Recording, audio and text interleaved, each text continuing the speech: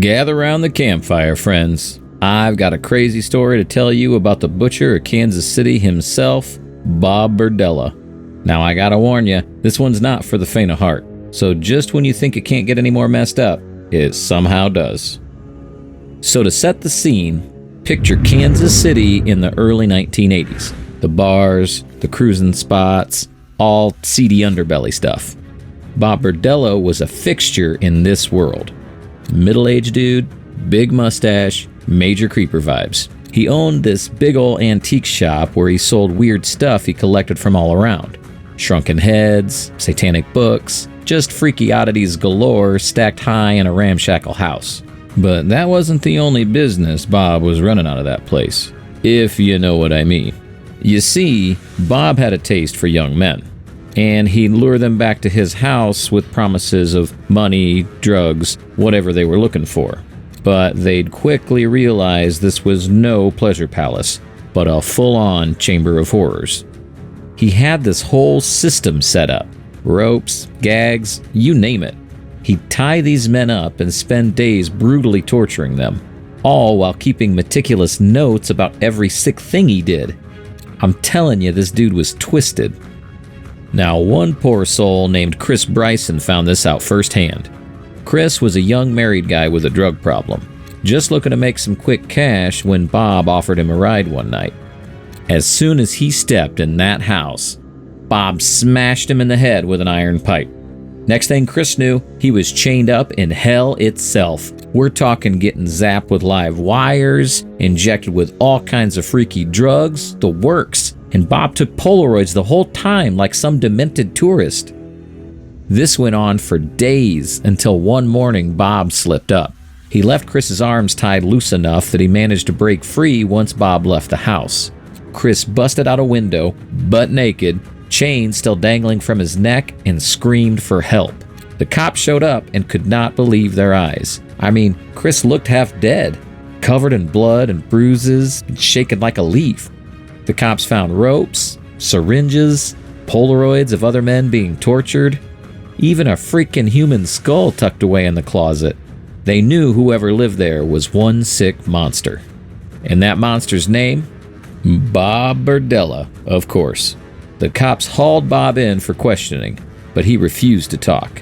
Kept his mouth clamped shut even when they showed him the skull and the stacks of Polaroids. But the cops had seen enough to get a search warrant and tear that horror house apart looking for more evidence. They found freaky shit everywhere. Handwritten records of Bob torturing unconscious men, teeth sealed in envelopes like some psycho tooth fairy, even a whole human head buried in the backyard. And the smell. Well, let's just say it was bad enough to knock you flat on your ass. The cops knew for sure this wasn't Bob's first evil rodeo. The cops knew this dude was guilty as sin of some evil stuff. But little did they realize the blood trail went back years.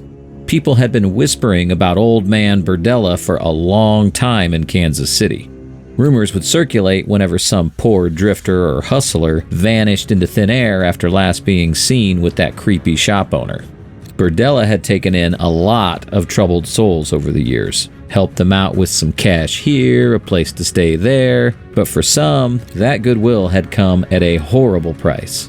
One of those souls was a scrappy 19-year-old named Jerry Howell. He'd had some legal troubles, and Berdella helped him out, probably in exchange for some sick favors. Well, in 1984, Jerry just up and disappeared, like gone without a trace. His father just knew Berdella was involved, but nothing ever came of it. The case went ice cold.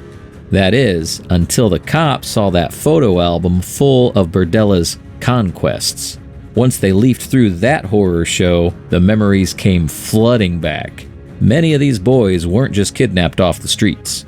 Some had names and families out there wondering what the hell ever happened to their sons, their brothers. It was time for some hard questions. Berdella pretended like he didn't know nothing about any of those faces in the Polaroids. But when the cops threatened him with good old Missouri justice in the form of a lethal gas chamber, all of a sudden Berdella was ready to talk. And boy did he spill the beans. 6 murders in cold blood, all laid out in graphic detail. Just like Jerry Howell's old man suspected, his boy was victim number 1. Berdella told it plain as day. He got Jerry high at the Den of Nightmares, tied him up for some fun, and Jerry just up and choked on his own puke. Like a oopsie daisy. Well, instead of dialing 911, Berdella hacked him up, bagged him like trash, and put him on the curb for the garbage man. Then waited for his next toy to play with. And sadly, more followed Jerry into that grim meat grinder.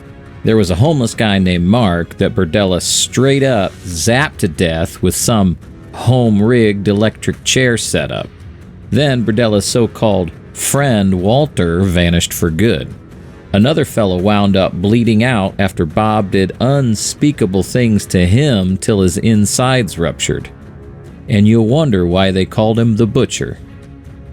Each ghastly tale was more shocking than the last, but the grand finale belonged to a poor sap named Larry Pearson.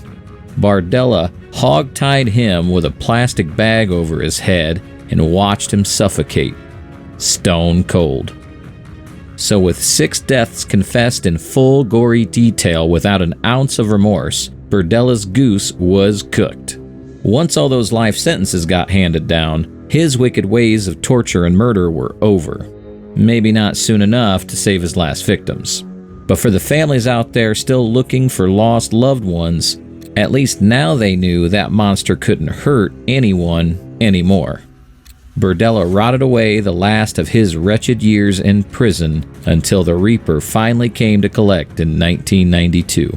And ain't no one sorry to see old Bob the Butcher go.